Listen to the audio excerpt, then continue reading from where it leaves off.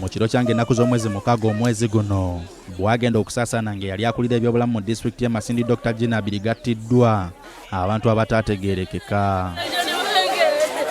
Wano poliisi yatandika okunoonyereza okumanya abaali emabega w'ettemu lino, era oluvannyuma poliisi yakwata Betty Kiroti kyeyali mukyala w'omugenzi abayambeko mu kunoonyereza kwabwe.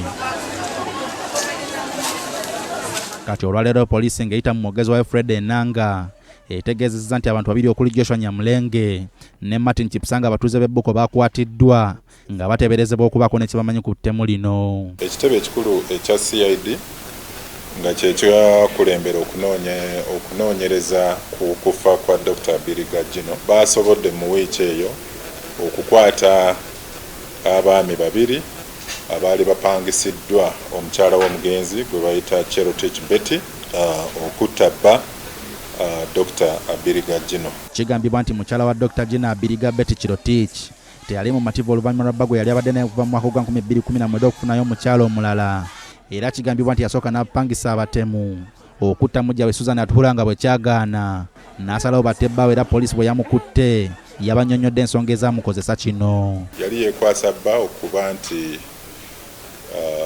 yalina akakwate ku kufa kw'omwana waabwe eyasooka, agamba n'olubuto luno olw'abalongo omusajja yalukyava ku bba, n'alaga nti ate nono bbaawe yali amuwemula nnyo ng'alaga nti omukwano tagutambuza bulungi.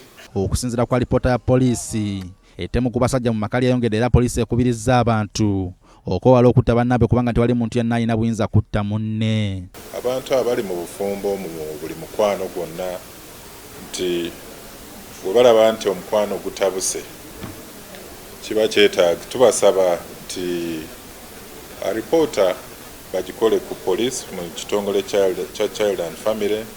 Tulina aba probation officers abatuula mu nsonga zino, tulina abakulu b'ebika nabo ensonga zino batera ozituulamu, aba LC n'abantu abalala bangi nga tekinnatuuka mpaka ku leve ey'okutemula n'okutemulwa.